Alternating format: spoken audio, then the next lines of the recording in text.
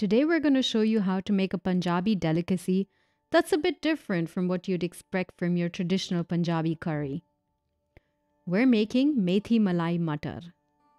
As the name suggests, this dish has three main components: methi or fenugreek leaves, malai, which is cream, and matar or fresh peas. Methi Malai Matar is a wonderful harmony of flavors, bringing in elements of bitter, sweet, and a wonderful creamy texture that's only amplified by the Indian spices used in the dish. And given the rich and luscious texture and delectable taste, it's surprisingly quick and easy to put together. So come along as we show you how you can make Methi Malai Matar at home. First, we're going to start by soaking some cashew nuts and poppy seeds in about half a cup of water. If you don't have poppy seeds, just use more cashews.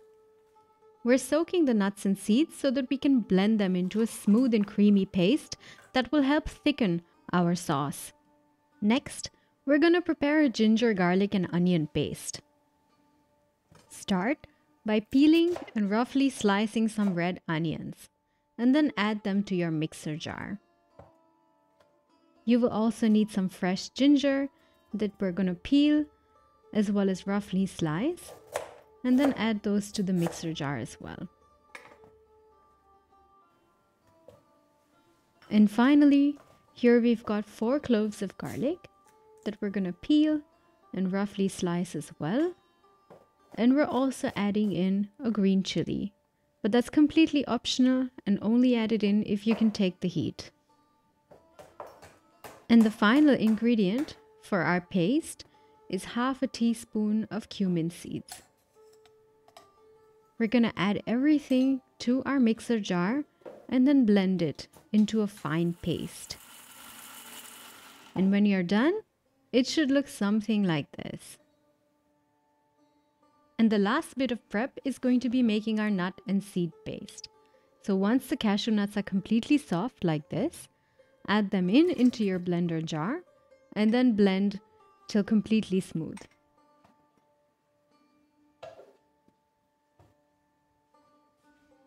Once you're done, it should ideally look something like this. And that's it for the prep. Now we're ready to cook. Turn on a stove on medium-low heat and then add in some oil to the kadai.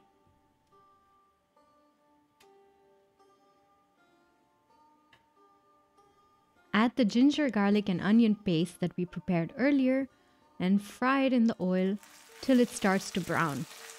We want to make sure that the raw and pungency of the onions and garlic has been taken away.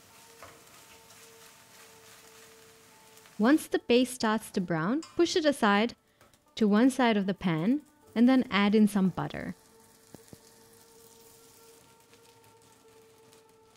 Once the butter has melted, add in the flour and mix them together to form a roux.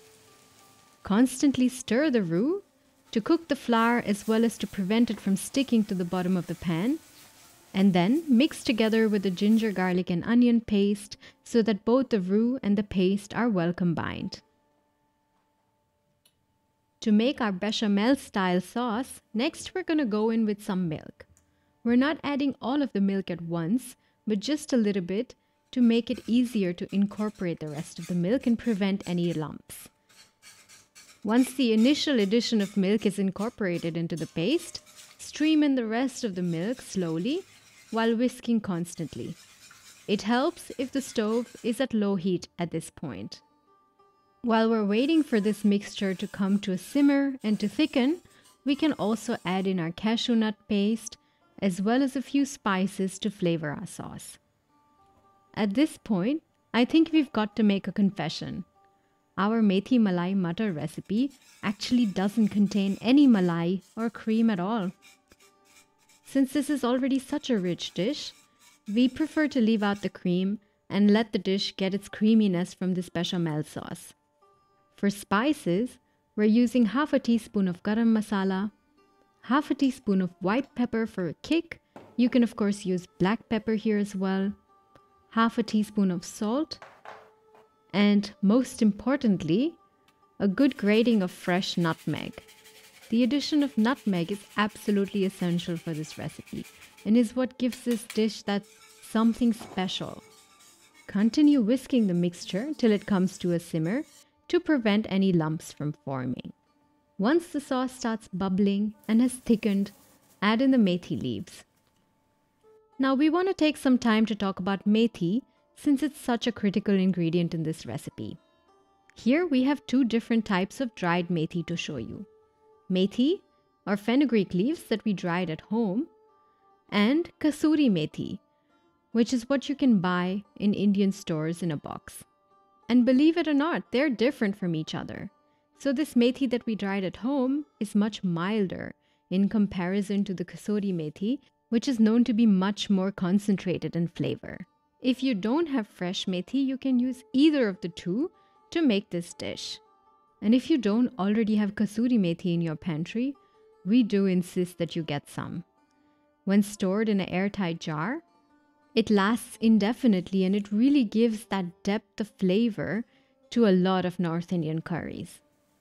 If you are using kasuri methi though, you wouldn't need to use as much as we did here, since it's so much stronger.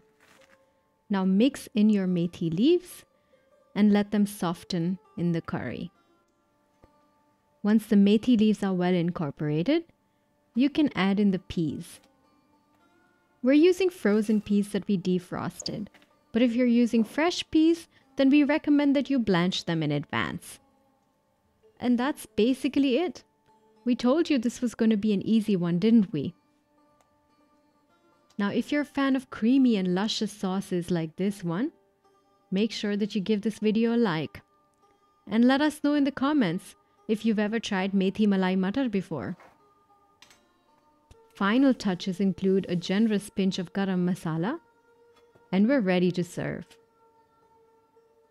This dish is a perfect combination of bitterness from the methi leaves, sweetness from the peas, that all comes together in this luxurious creamy sauce.